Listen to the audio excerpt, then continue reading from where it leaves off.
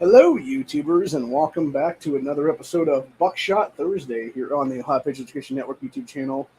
I'm, as always, your host here, the Ohio Patriot, and for today's episode,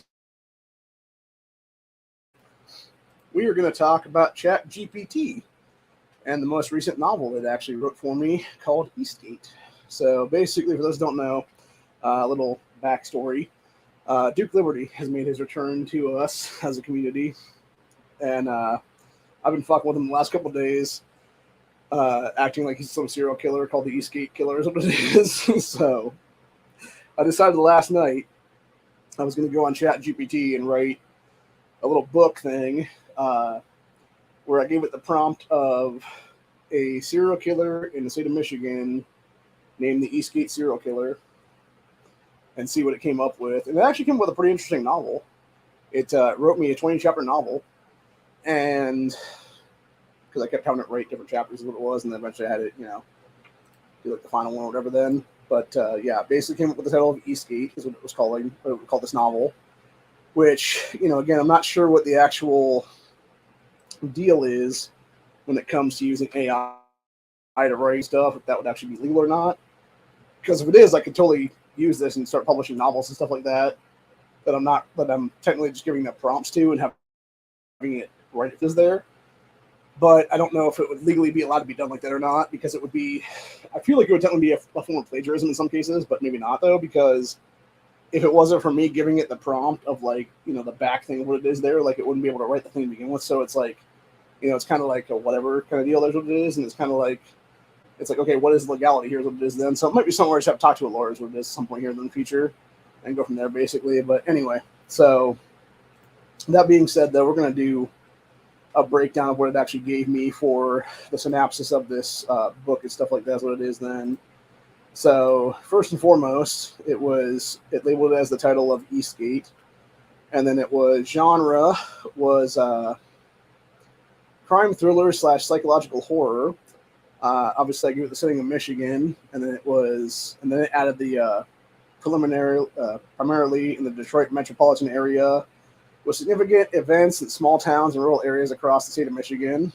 And then it gave me the plot summary of, in the late 1980s, a string of brutal murders begins terrorizing Michigan. The killer, dubbed the Eastgate Killer, targets individuals along the I-94 corridor, leaving their bodies near exits with the number 9 in them. The murders are meticulously planned, with each victim showing signs of prolonged torture, and the killer always leaving behind a cryptic note signed with a symbol of an old key. And it's a prologue. The story opens with a tense, atmospheric scene where a lone woman driving late at night sees flashing lights in her rearview mirror as she pulls over on a deserted stretch of road. She experiences a moment of relief, but as the figure approaches her car, the tense sense of dread returns. The woman is the victim, and her death sets the tone of the chilling events of the following. And then it had the main characters here, starting out with Detective Rachel Monroe, a seasoned detective in her late 30s who specializes in cold cases, haunted by an unsolved murder of her sister. She becomes obsessed with the Eastgate Killer case, seeing parallels with her sister's death. Then we had another character it created called Jake Lawson, a journalist with a penchant for conspiracy theories and a history of mental health struggles. He starts covering the case as a freelance reporter, but soon realizes that he might have a closer connection to the killer than he thought. Then we got Dr. Evelyn King, another one that ChatGPT itself came up with, a criminal psychologist who assists the police in profiling the killer. As she delves deeper into the case, she uncovers unsettling truths about the killer's psyche, but also starts receiving anonymous threats. And then finally, the fourth character in this book is the Eastgate Killer themselves, a highly intelligent, methodological,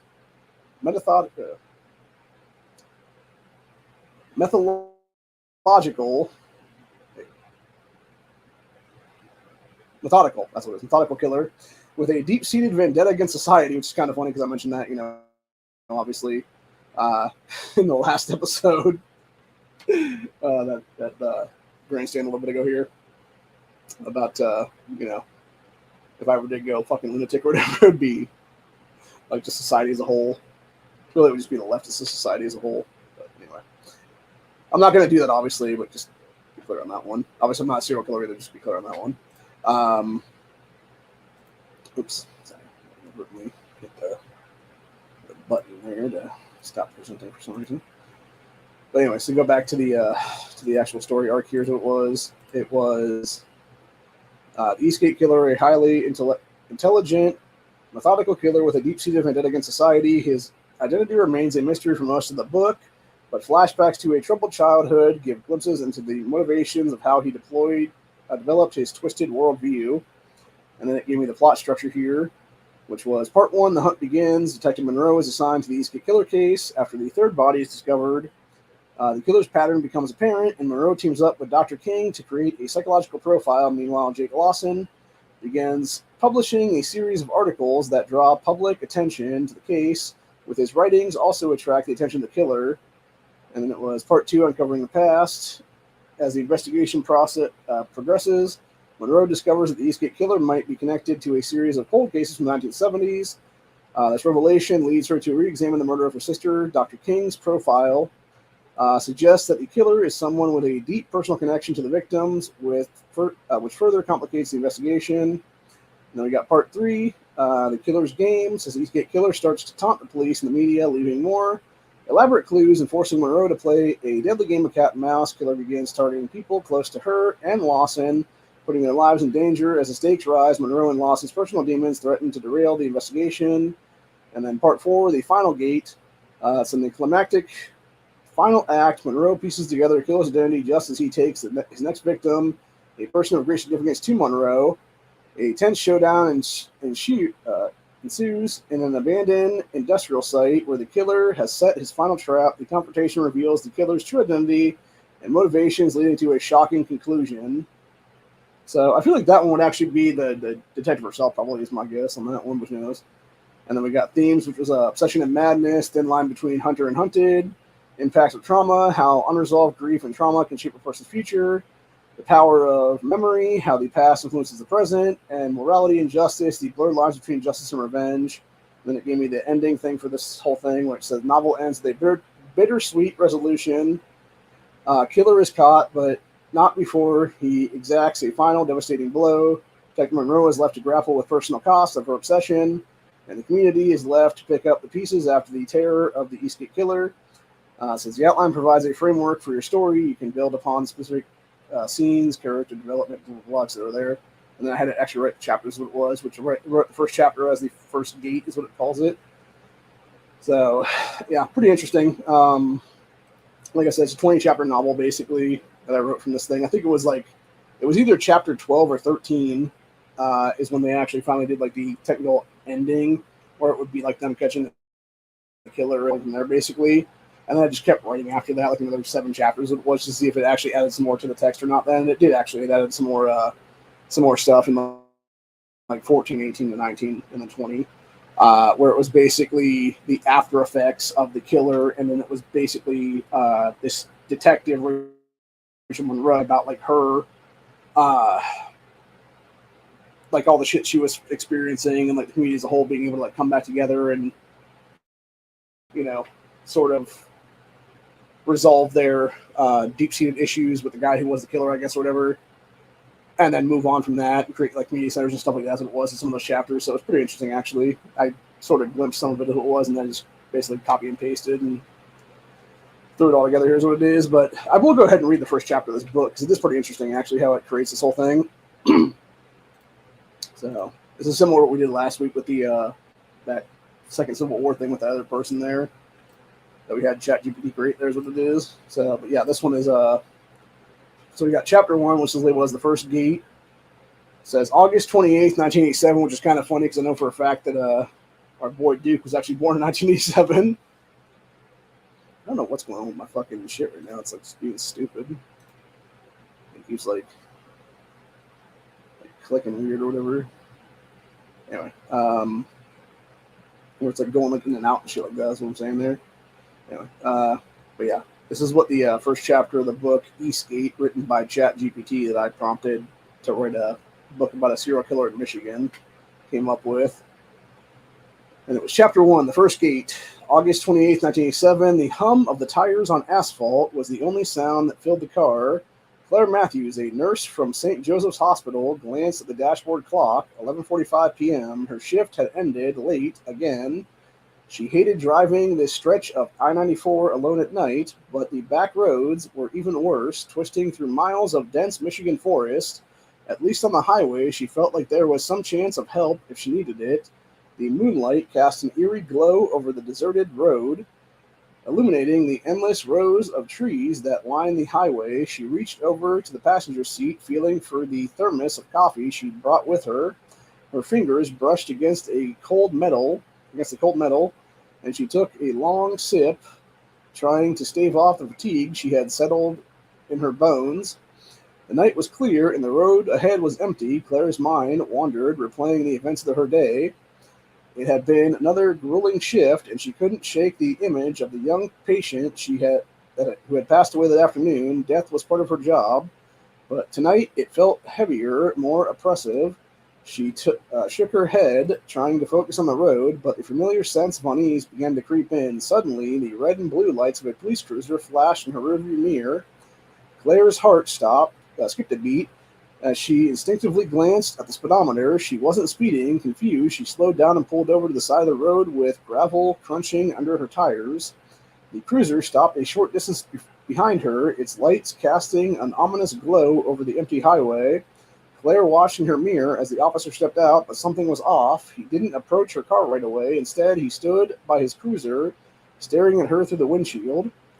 Claire's unease turned to fear. Her hand tightened around her steering wheel as she watched the officer finally start to move.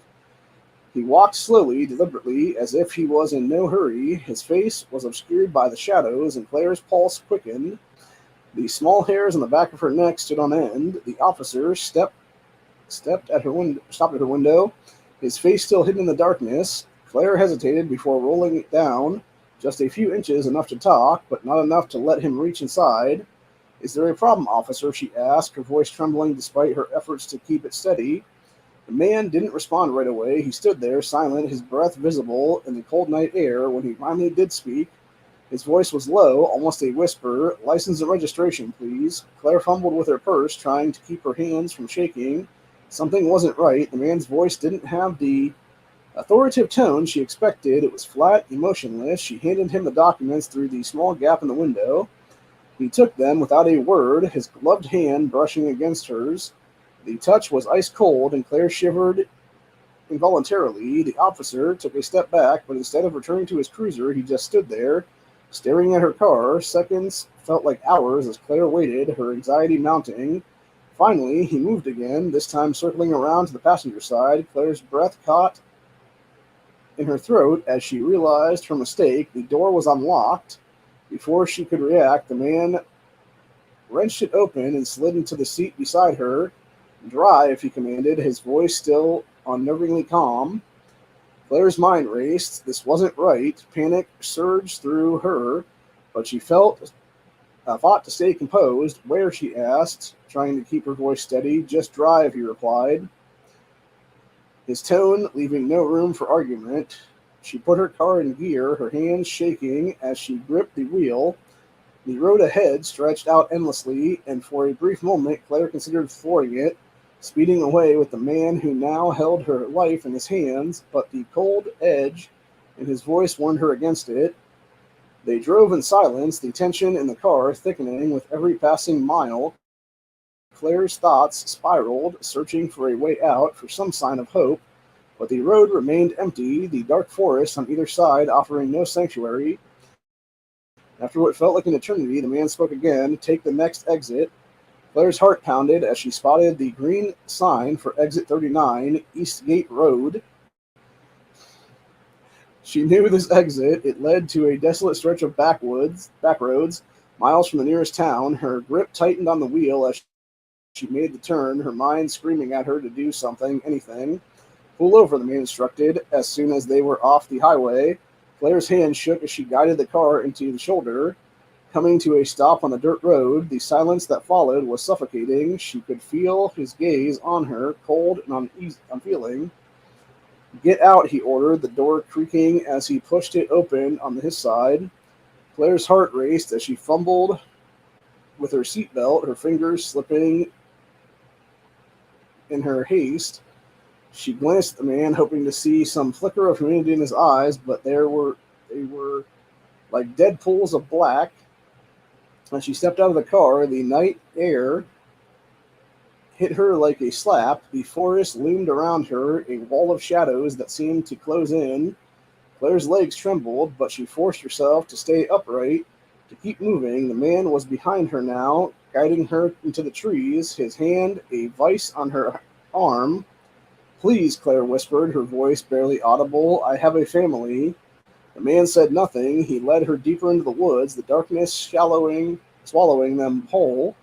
Claire's mind screamed in horror, or terror, but her body was paralyzed, moving only because he forced her to. Finally, they stopped. The man released her, and Claire stumbled forward, falling to her knees in the dirt. She could feel the weight of his gaze, the coldness that radiated from him. There was a long silence, broken only by the rustle of leaves in the wind. Then she heard it, the sound of something metal hitting the ground behind her. Claire turned slowly, her heart plummeting as she saw what he had dropped. A rusted key, old and worn, lay in the dirt at her feet. The man's voice cut through the silence, chilling her to the bone. Welcome to the first gate. The last thing Claire saw was the glint of a blade in the moonlight. And that was the end of chapter 1. I appreciate, too, on this one, unlike other things I've had this ChatGPT write for me in the past, it actually shows like the difference of like the chapters and stuff like that. Like it says this chapter sets the tone for the novel, introducing the terrifying presence of the Eastgate Killer and sense of dread that will permeate the story. So yeah. So yeah, it started out on the August 28th, 87, and then if we go down to chapter 2 called The Fallen Leaf, it's 2 days later on the 30th of 1987. And we were introduced to Detective Richard Monroe, that is what it is. So, yeah, pretty interesting deal, man. So, like I said, ChatGPT is one of these things that, like, this is what the good part of AI can do, obviously, but, like, there's also the bad part of AI where you got, like, it, like, fucking around and, like, showing, like, Trump and stuff in, like, various ways and all kinds of crazy shit like that's what it is there. So, yeah, it's really not cool on that aspect of things, so.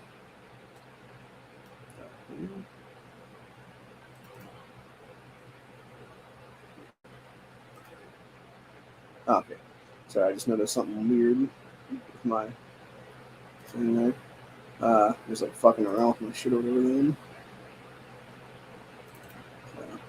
But yeah, like I said, I think this is a pretty interesting deal, and like I said, I don't know what the significance is of actually like having AI write it for you versus you writing it yourself. Then again, you're also prompting it to write you something, so I feel like there's some legal loophole there where something can be done. So I don't know, man. But I think I'm gonna keep writing stuff using ChatGPT. That's what it is. Nothing else. Just read a bunch of like fan fiction stuff and like various like other shit that I might just, if I don't legitimately publish it or whatever the case be and make money off of it, then it might just be something where it's just me just doing whatever then and then just having it be, some kind of a deal there, and it would be me doing my thing, and then basically, how much is this now?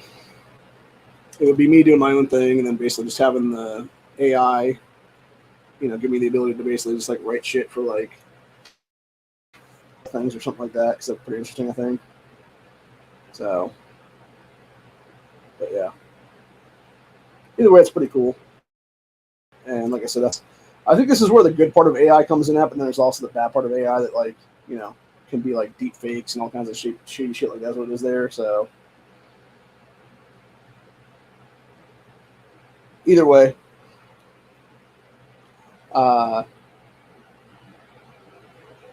it is the whole thing. There's what it is. So actually, I'm gonna go ahead and I'm gonna go down to like I think it's like the 13th chapter in this book, which I think might technically be the end chapter, is what it is for the actual catching of the guys. It would be then. I just need to check this one though. Let's see. Chapter 3 was the cat and mouse game. Chapter 4.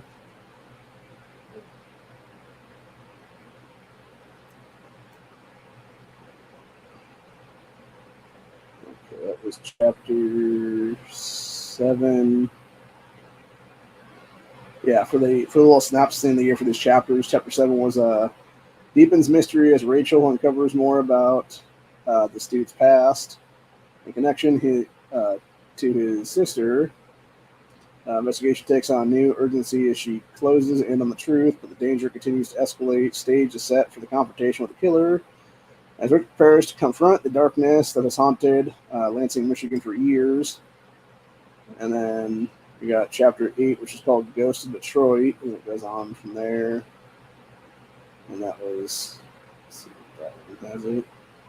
That one labels chapter 8 as, in chapter 8, Rachel's investigation takes her to Detroit, Michigan, where she uncovers more about the killer's past, potential killer's past, and his possible survival. Revelation of the letters and mentions the cabin near some place sets the stage for tense confrontation. Rachel races against time to stop the Eastgate killer before it's too late. Suspense and deepens the mystery, leading to a critical turning point in the story. And then we got chapter 9, which is Cabin in the Woods, which I think might be where they actually have a confrontation. Yeah, chapter 9 hits suspense. Rachel uncovers critical evidence in the cabin, discovery of this guy's journal, etc., etc. We got chapter 10, which is called The Reckoning. And that one is, let me see here just to confirm. Yeah, so chapter 10 escalates the tension. Rachel discovers critical evidence in the cabin, realizes urgency of the situation. And then chapter 11 was called The Final Act, which I can assume that was where the actual dude was caught, maybe, or something. Let me see. Yeah, chapter 11 brings the tension to a climax as Rachel and her team confront the killer in a Jurassic standoff. Resolution. The case provides a sense of closure and relief as the Eastgate killer's reign of terror is brought to an end. Chapter highlights the emotional and psychological impacts of the investigation, setting the stage for the aftermath and the resolution of the.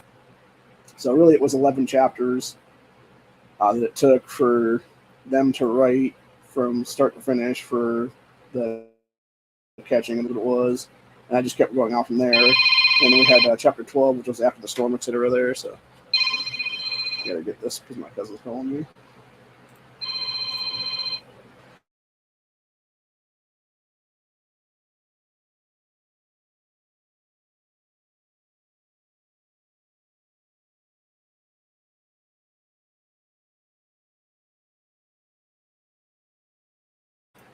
All right, so my cousin's calling me. He's gonna be here about 5 minutes or so. So I'm gonna call it a day here pretty quick then. Oh yeah, so you got chapter 12, which is basically the aftermath after the killer was all caught and stuff like that, and how it's basically the detective and like her, trying to get over like what has happened to her this whole time, or whatever the case be. And what's interesting too, by the way, is the time period between the first and the 11th chapter of this book. It's only like a week or so, give or take. So to me, that seems a little quick, man. Because my thinking is like, right, if I'm gonna like, I don't care how good of a detective you are, dude. Like, you're not solving a fucking case in a week. Like, even if it's a cold case, for that matter. So, like, it seems to me like that would be like at least a few months later or a year later or something like that. Like, that would make more sense for it to start out in like, August of '87 and then end up in like, September, October of '88 or something like that. Then that would make a lot more sense to me personally. But again, that's not me writing this book. It was the fucking AI writing it then. So that's one thing that did bother the shit out of me too, by the way, when I had it write that Cannibal Monday book for me, as it was like a week or two ago. It should have actually had, like, I don't care how many chapters it was. It should have all been between a Friday, like whether that be September 1st or whatever the hell it was. Like, I don't know exactly what. I think when the hell this coming Friday would be actually. I guess it'd be like August 30th, and then it would be like September 2nd, basically. Like, it should be between those two time periods. Like, that should be the entirety of the book. But instead, it's like, I think I wrote like 15 or 20 chapters of that book. And it starts out on a Friday, and then it just like is like Saturday, Sunday, Monday, and then it basically is like Tuesday, Wednesday, Thursday, Friday, Saturday, Sunday, Monday, etc. And so by the time the book actually ends at like chapter 20, it's gone through like an entire month almost, but it ends on a Monday is what it is then. So, but yeah, like the first like few chapters there is what it is. It does kind of show like societal breakdown like very quickly is what it is then.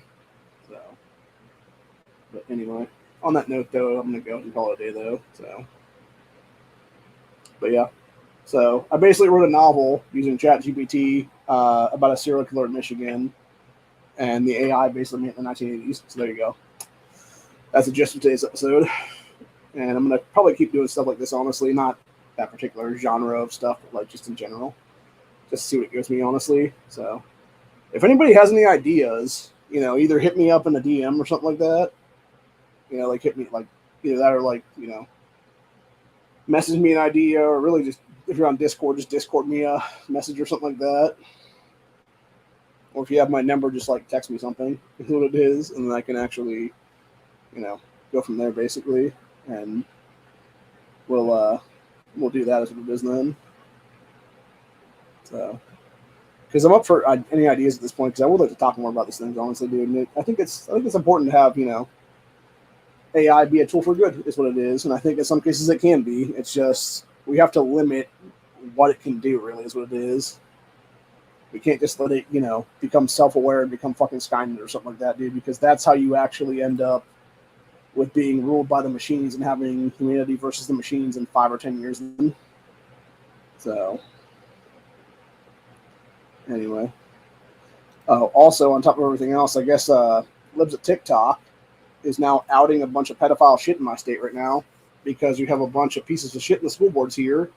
Not sure exactly what school district they are in right now, but they are having a bunch of so-called trans influencers coming to the state of Ohio to push trans ideology. And these people are obviously child molesters, by the way. I'm going to point that one out right now. So they're having pedophiles claiming to be transgender push, obviously, pedo shit onto the school children of my state. And I'll tell you right now, dude, when I get a payout from this house, oh, buddy, y'all better watch the fuck out then, dude, because I'm 100% going to get a lawyer and start suing the school districts over this shit, dude, because enough is enough of this crap. And if nothing else, that's how we will make our fucking name in the state of Ohio for Ohio Patriot Education Network. Like, we will be suing these fucking school districts, taking the goddamn schools in the fucking lawsuits and making the state better is what it is then, dude, for school children. So they can actually learn something again, not a bunch of fucking asshole pedophile pieces of shit indoctrinating these kids with all kinds of fucking garbage is what it is, bro. It's not right, it's not okay, it's not legal, you fuckers. So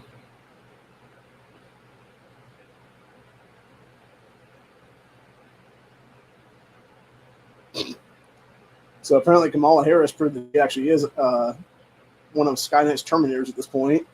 Glitches during speech in Georgia says Trump called for the termination of the, quote, supreme land of our nation, the U.S. Constitution. What the fuck? So,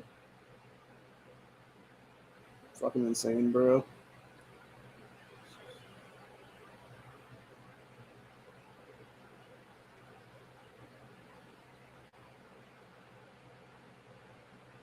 Huh. This is interesting. Woman set up an account on a dating app for one of her guy friends because she didn't believe him when he said it was a nightmare for men to date. She reached the same conclusion he did after that. Wow. Yeah. Well, that's the thing, right? Because she's actually a moderately attractive chick, honestly. I'll go ahead and just show you guys what this chick looks like, honestly. Like, she's a moderately attractive female here, is what it is, dude. And, like, yeah, of course, there's going to be a bunch of dudes sliding into her fucking DMs. And it would be the complete opposite when it's a bunch of dudes. Let's go ahead and see what she says this minute, though, is what it is. Okay, that's super fucking low.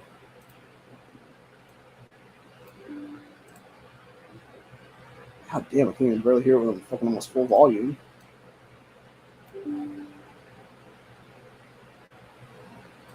Yeah, I can't fucking even hear her speak. Like, somebody needs to fuck. God damn, people, learn to fucking do your volume up, for fuck's sakes. Like, seriously.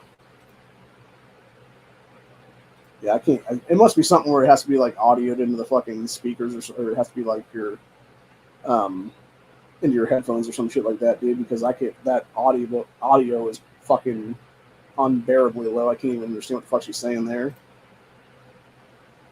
Yeah, it's. Yeah, either way, like I said, it's her figuring out, like, yeah, it's fucking bullshit for guys out there. And like I said, with me personally, you know, I've tried dating apps before, and it's fucking shit, honestly, dude. It's not even worth it for me personally, because it's like, yeah, when you start going through the shit, it's like, you know, X, Y, and Z, and it's like all these fucking chicks out there just like, oh, it's either one of two things, honestly. Well, actually, I guess I'd say one of three things at that point. It's either the ones you actually do find that could be like decent to settle down with, they already have a bunch of kids with other dudes and don't want to have a kid with you, is what it is there, or they're really too old to have a kid at that point with you.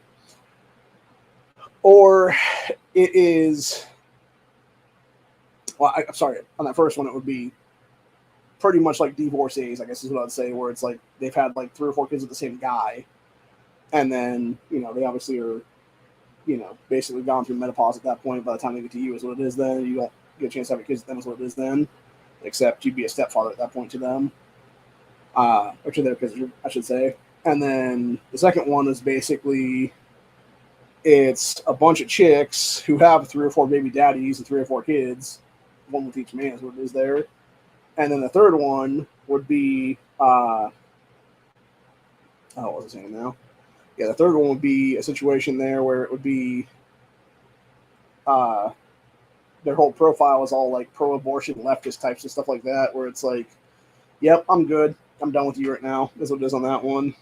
And you don't even bother to go with that whole thing. Because that's the thing, right? My opinion personally, like, as a man who is a few months from my 40th birthday right now, I can tell you right now, dude, I don't have the time or the energy or the money, for that matter, to waste on some chick who is so indoctrinated into the leftist mindset, hive mind, to kill our offspring in the fucking womb at this point, to even think about trying to waste my time and energy and finances and stuff like that, to basically try to convince them otherwise and get them to think a different way than it is then. Because I feel like there's some of these girls out there that can be convinced. Obviously, it's going to take a little while. But then there's some that are so hardcore indoctrinated into that crap already, dude, that it's not even worth it to even try with those people. So you're basically damn if you do, damn if what it is. And then my problem is, too, like, you know, God forbid I am the guy that, you know, would do that with some chick, whatever the case be, and finally get her to be, like, pro-life, you know, a year or two down the road. Who's to say she's still going to want to be with me at that point, or have a kid with me for that matter? It could be her being like, oh, I found somebody else now, whatever the case be. So it's like, why would I waste my investment and my time and everything else like that in there for no payoff at all right now, it is, right? So, yeah, to me, it's not worth it. It's like, if they finally come around on their own, that's one thing. But, you know, that's besides the point, is what it is. Like, the point of the matter is, if they can't come out of that on their own accord, like, why should I waste my time trying to convince them otherwise, is what it is, you know? If they want to be the generation of fucking genocide, like, that's whatever, dude. So be it. And I'll find somebody else that is probably way better off than anyway. So, but anyway, on that note, though, that's pretty much where I'm going to be after the day. Hope you guys enjoyed this episode. I'll see y'all in the next one. I may or may not do a reseller Friday tomorrow. I'm debating right now. I'm talking to my cousin here, and he comes over in a few minutes, if he's going to be up for going tomorrow or not. Because if he's not, then it's whatever. I won't be doing one then. If he is, we might do one then. But if we're not going to do it, if I'm not going to be able to do that, then it's going to be a situation then where I'll just do a Freedom Friday tomorrow afternoon. Then probably on Rumble, actually, on that one, just because I'd like to do more using X/Twitter there. And it will be a lot harder to do it on this one than it will be on that one, given the fact that Rumble is a more free speech platform entirely, so forth and so on. So, other than that, though, hope you guys enjoyed this. See y'all in the next one. Peace out, y'all. Stay safe, stay vigilant, all that good stuff, and always be caring, because you never know what's going to happen. Later.